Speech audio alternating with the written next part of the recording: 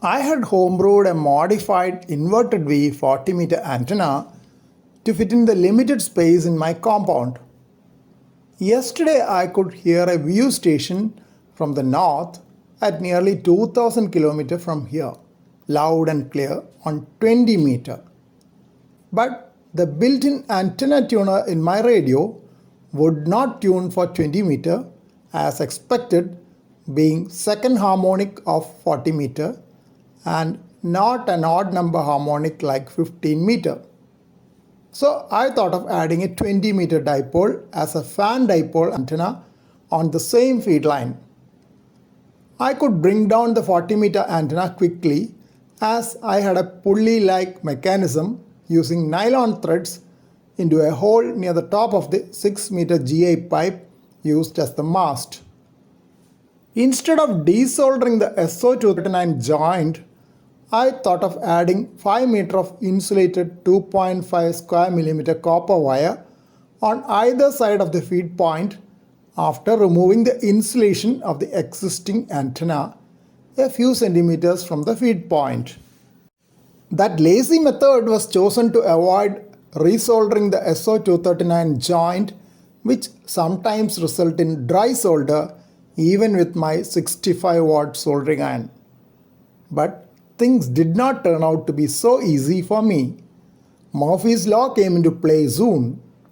By the time I had fixed the two limbs of the 20 meter antenna to the existing 40 meter antenna, the soldered joint on SO239 gave way. I had to resolder it. Then I tried to pull the new fan dipole antenna up. The nylon thread used to make a pulley-like mechanism gave way. So I had to untie the 5 ties on the GI pipe and bring it down to recreate a pulley mechanism. As the pre-drilled hole was about 1 foot below the top, I used an insulated aluminum wire to make the pulley system and have it at the very top using another round of winding at the top. Though I should have anticipated it, after fixing the GI pipe with thicker nylon rope and raising it up, the moment I started raising the antenna, the ring of insulated aluminum wire at the top gave way and slipped down. Not only that, the nylon rope, this time a thicker one, used to pull the fan dipole antenna up, got stuck within the turns of the insulated aluminum wire. Instead of raising the antenna 1 foot above the previous position, I ended up having the antenna over 1 meter lower than the previous position. So that is Murphy's law. Anything that can go wrong will go wrong, or better put as, anything that can go wrong will go wrong and at the worst possible time. I didn't want to test Murphy's law further and stopped work for the day and tested the fan dipole antenna. 40 meter component has an SWR of 1.1:1 at the lower end of the band and 1.9:1 at the upper end of the band.